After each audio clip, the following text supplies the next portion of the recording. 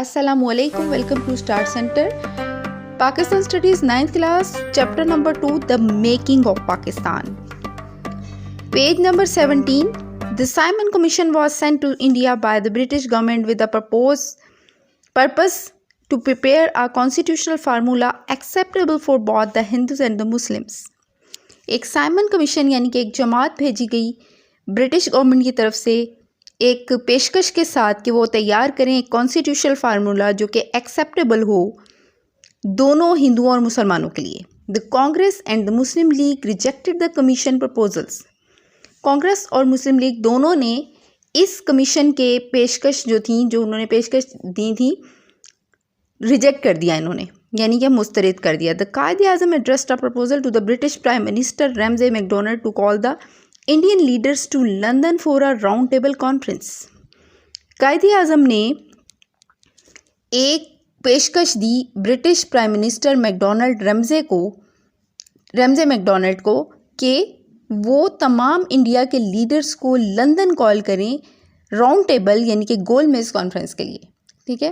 The British government agreed, British government مان گئی and the conference was کنوینٹڈ، اور conference جو ہے وہ منعقد کی گئی. یہاں پر کانفرنس کے لیے استعمال ہو رہا ہے نا کنوینٹ کا لفظ، یہ اس کا مطلب ہوتا ہے کہ طلب کی گئی. 3 rounds of talks were held in 1930, 1931 and 1932. 3 round table conferences ہوئیں جن میں 1930، 1931 اور 1932 کی راؤنڈ ٹیبل کانفرنسز شامل تھیں. قائد اعظم محمد علی جناح، علامہ Iqbal and the other prominent leaders represented the Muslims in different sessions of the conference. Quaid Azam, علامہ اقبال اور مختلف پرومیننٹ کہتے ہیں نمایاں لیڈروں نے نمائندگی کی مسلمانوں کی مختلف اجلاس میں کانفرنس کے. ٹھیک ہے. The conference boycotted the first session. The Congress boycotted the first session. Congress نے پہلا اجلاس جو ہے اس کو بائیکاٹ کر دیا، یعنی شرکت ہی نہیں کی. Gandhi attended the second session. Gandhi نے دوسرے اجلاس میں شرکت کی. He tried to convince the parties to accept the Nehru report, failing which he return to India and didn't participate in the third session. Gandhi کی کوشش یہ تھی کہ وہ نہرو رپورٹ کو ایکسیپٹ کر لیں، جو کہ جس میں وہ ناکام ہوئے. تو انہوں نے کیا کیا، ناکام ہونے کے بعد انہوں نے تھرڈ سیشن میں حصہ ہی نہیں لیا، یعنی کہ اجلاس اٹینڈ ہی نہیں کیا. The NWFP and Sindh were given the status of full provinces. This was the only substantial Muslim achievement resulting from the Congress. مسلمانوں کے نقطۂ نظر سے اہم کامیابی جو مسلمانوں نے اس کانفرنس میں حاصل کی تھی وہ صوبہ سرحد یعنی کہ NWFP اور سندھ کو مکمل صوبوں کا درجہ دینے کا حکومتی اعلان تھا. یعنی کہ مسلمانوں کو یہ کامیابی حاصل ہوئی کہ ان دو صوبوں یعنی کہ سرحد اور سندھ کو مکمل صوبے ہونے کا درجہ دے دیا گیا. After the second session of the round table conference, the findings and the recommendations of the British government were formulated into a communal award. These proposals formed the basis of Government of India Act 1935.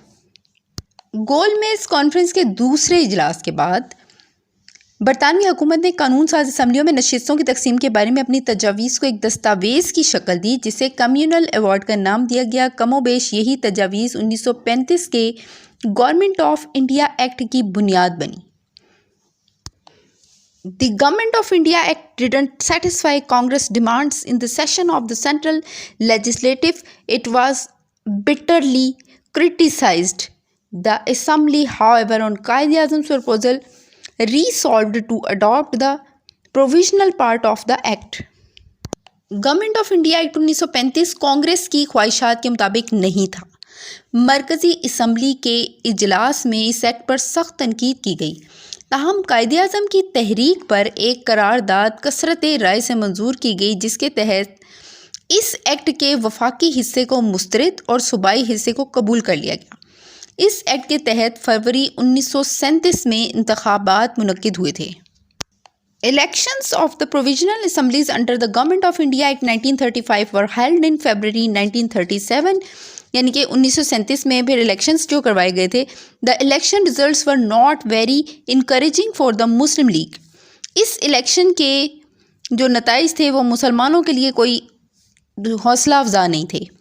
The Muslim League could win only 109 out of the 485 Muslim seats. Muslim League نے صرف 109 سیٹیں جیتیں 485 میں سے. Muslim League's performance in the Muslim majority provinces were even more disappointing. مسلم اکثریتی صوبوں میں بھی مسلم لیگ کی حالت مایوس کن تھی. The Congress won absolute majority in 5 out of the 11 provinces. In 3 other provinces the party was able to form coalition governments in collaboration with other parties. Congress 11 میں سے 5 صوبوں میں قطعی اکثریت کے ساتھ جیت گئی. 3 دیگر صوبوں میں دوسری جماعتوں کے ساتھ مل کر حکومتیں بنانے میں کامیاب بھی ہو گئی. The Congress ruled badly. This period was marked with political corruption and high-handedness of the party over the government. Congress نے بہت برے طریقے سے حکومت کی. یہ وہ وقت تھا جب کہ سیاسی بدعنوانی کا مظاہرہ کیا گیا اور حکومتوں کو اس بات کا پابند بنایا گیا کہ وہ کانگریسی قیادت کے احکامات پر عمل کریں گے. These governments introduced schemes like Vidya Mandir and Gandhi Ji's Vardha. ان حکومتوں نے ودیا مندر اور گاندھی جی واردھا اسکیم جو ہے متعارف کروائی. These schemes were not acceptable for the Muslims. یہ والی اسکیمیں مسلمانوں کے لیے قابل قبول نہیں تھی. The Congress government took steps to replace Urdu with Hindi and try to introduce Bande Mataram as official anthem. Congress government نے اردو کی جگہ ہندی کو متعارف کرانے کے لیے اقدامات کرنے شروع کر دیے اور بندے ماترم کو آفیشیل اینتھم یعنی کہ قومی ترانے کی حیثیت دینے کی کوشش کی گئی. This song held anti Muslim background and provoked hatred against the Muslims. یہ قومی ترانہ مسلمانوں کے خلاف دشمنی کے جذبات کو ابھارتا تھا اور مسلمانوں کے پس منظر کے خلاف تھا. Certain developments in international politics. عالمی سیاست میں بھی تبدیلیاں رونما ہوئیں ڈیورنگ دس پیریڈ. اس عرصے کے دوران had deep impact to Indian politics, جنہوں نے گہرا اثر ڈالا ہندوؤں کی سیاست پر، انڈیا کی سیاست پر. World War Two started on September 3, 1939 with British declaration of war against Germany. برطانیہ نے جرمنی کے خلاف وار کی یعنی کہ جنگ کا اعلان کرتے ہوئے 3 ستمبر 1939 کو ورلڈ وار 2 شروع ہو گئی. ٹھیک ہے، ورلڈ وار 2 کا اسٹارٹ ہوا تھا سپٹمبر 3, 1939 میں اسٹارٹ ہوئی تھی. تو اپنے اس ڈیٹ کو اچھے طریقے سے نوٹ کر لینا ہے، یہ امپورٹنٹ پوائنٹ ہے اور اس کی ڈیٹ یاد رکھنی ہے اپنے. سپٹمبر 3, 1939 ورلڈ وار 2 اسٹارٹ ہوئی تھی. British Indian World War II started on September 3, 1939 with Britain's declaration of war against Germany. World War 2 شروع ہو گئی 3 ستمبر 1939 کو جب برطانیہ نے جرمنی کے خلاف جنگ کا آغاز کر دیا یا اعلان کر دیا. British Indian government followed suit 2 days later. جبکہ جو انڈیا میں برٹش گورنمنٹ تھی اس نے اس کو جوائن کیا، یعنی کہ جرمنی کے خلاف جنگ میں شرکت اختیار کی تقریباً 2 دن کے بعد 2 days کے بعد. Viceroy Lord Linlithgow requested the Indian British government requested the political parties, especially the Congress and the Muslim League, to cooperate with the war efforts of the British government. Viceroy Lord Linlithgow نے request کی India کی political parties سے، especially Congress اور مسلم league سے، جو 2 بڑی parties اس وقت موجود تھیں، ان سے ریکویسٹ کی کہ آپ لوگ اس جنگ میں نا برطانیہ کا ساتھ دیں. ٹھیک ہے، برٹش گورنمنٹ کا ساتھ دیں. Gandhi and Nehru imposed pre-conditions. They wanted an assurance that the Indian government will be handed over to the Congress as soon as the war ends.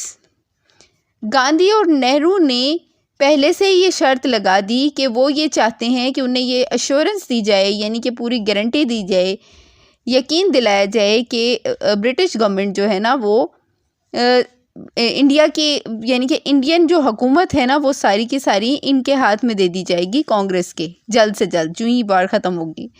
The Viceroy refused to assure، viceroy نے ایسا کرنے سے انکار کر دیا۔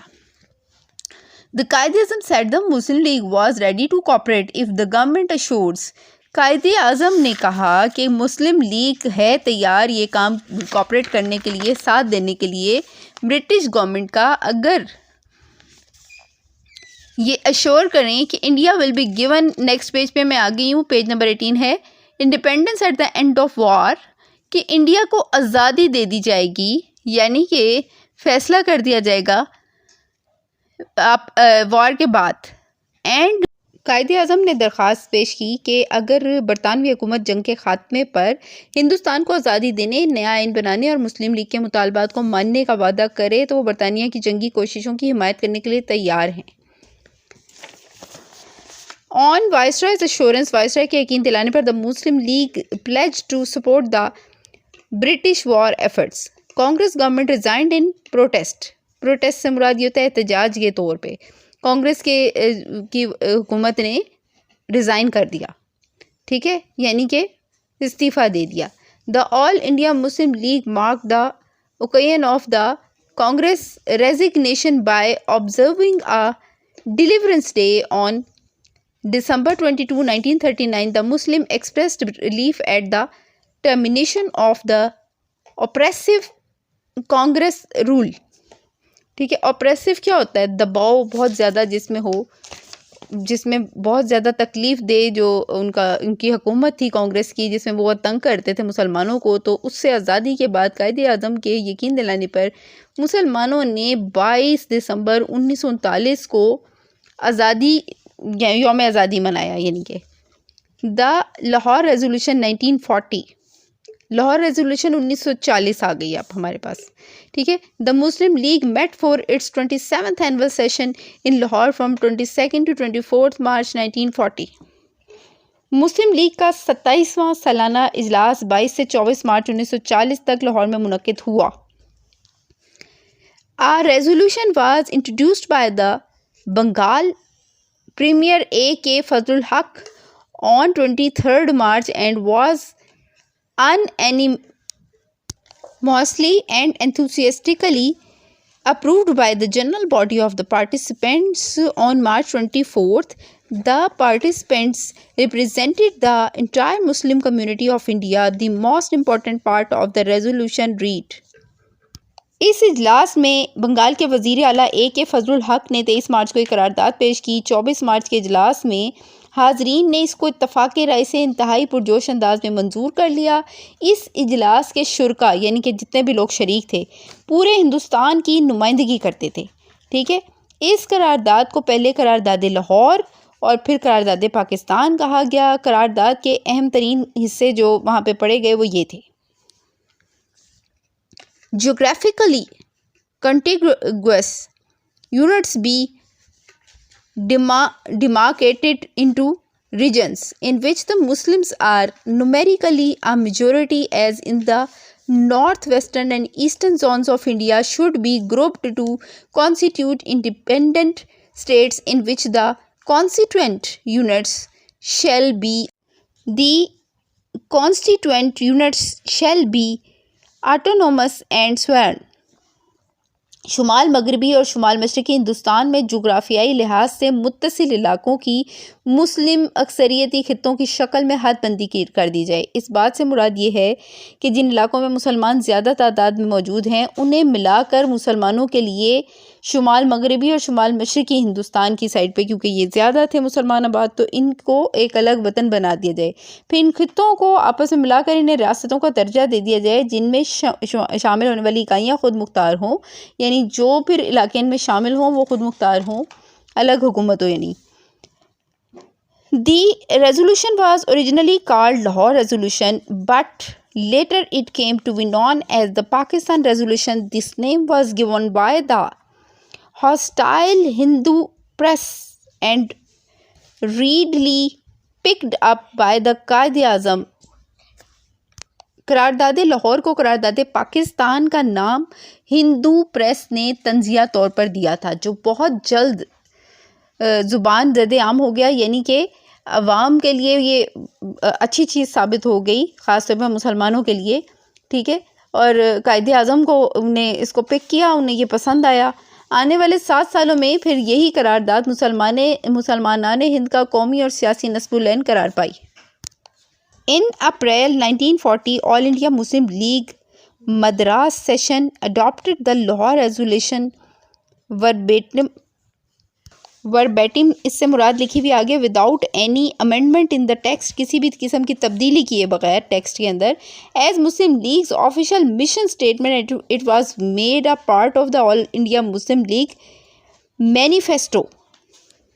اپریل 1940 میں آل India Muslim League کا اجلاس مدراس میں منعقد ہوا. اس اجلاس نے قرارداد لاہور کے متن کو کسی تبدیلی کے بغیر مسلم لیگ کا نصب العین قرار دے کر باقاعدہ طور پر مسلم لیگ کے آئین میں شامل کرنے کی منظوری دے دی.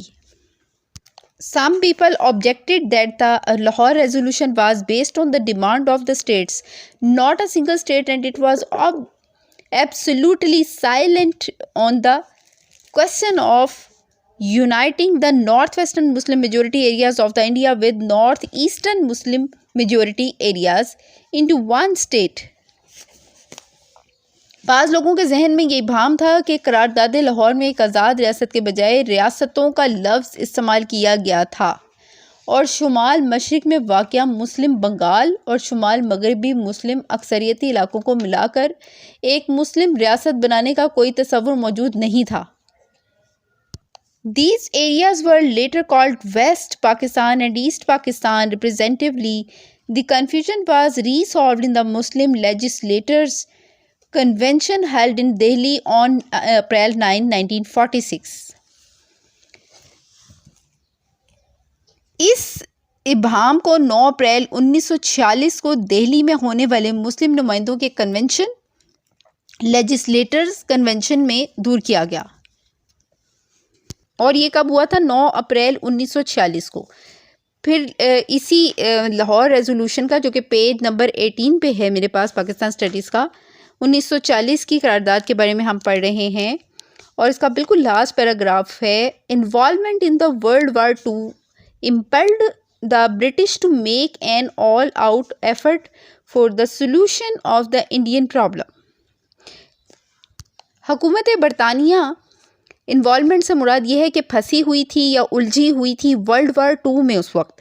ٹھیک ہے، اور ان کے لیے مجبوری بن گئی تھی کہ وہ انڈیا کے ہندوستان کے جو مسائل ہیں ان کا کوئی نہ کوئی حل اب دینا پڑے گا انہیں. ٹھیک ہے، یہ اس وقت کی ان کی مجبوری بن چکی تھی جنگ کی وجہ سے. Since the Congress represented the majority community and was in a better position to dictate her terms on the British rulers and exploit matters to her benefit. کیونکہ کانگریس اکثریتی آبادی کی نمائندگی کرتی تھی، لہٰذا اس کے لیے یہ بے حد آسان تھا کہ وہ اپنی عددی برتری، یعنی کہ عددی برتری سے کیا مراد ہے کہ اپنی تعداد میں زیادہ ہونے والی، ہندو تعداد میں زیادہ تھے کی وجہ سے برطانوی حکومت کو اپنی شرائط ماننے پر مجبور کر سکے. یعنی سچویشن یہ بن گئی تھی کہ برطانوی حکومت جنگ کی وجہ سے، ورلڈ وار II کی وجہ سے اس پوزیشن میں نہیں رہی تھی کہ وہ اپنے پہلے والی جو ان کی سخت رویہ تھا اسے برقرار رکھ سکیں. انہیں اب ممکن نظر آ رہا تھا کہ انہیں کانگریس کی ڈیمانڈز ماننی پڑیں گی. ٹھیک ہے، It was only through the Quaid اعظم's leadership, his exceptional negotiation skills and his wise, timely decisions that the Muslims were able to overcome all obstacles and make their way to independence successfully and triumphantly. Congress کی position تو میں نے آپ کو بتایا تھا کہ بہت اسٹرانگ تھی، لیکن مسلم لیگ کے لیے معاملات اس قدر آسان نہیں تھے. تاہم قائد اعظم کی خداداد قابلیت، معاملہ فہمی، اعلیٰ مذاکراتی صلاحیت، نیز ان کے دانشمندانہ اور بروقت فیصلوں کی وجہ سے مسلم لیگ اپنے رستے میں حائل ہونے والی تمام رکاوٹوں کو عبور کرتی چلی گئی. تو یہاں پہ اسٹوڈنٹس آپ لوگوں کا آج کا لیکچر ختم ہوا. تو ہم نے یہاں پہ ختم کیا ہے دا لاہور ریزولوشن 1940 پیج نمبر 18 پڑھ رہے تھے ہم. اب نیکسٹ ہم پڑھیں گے دی کرپس پرپوزل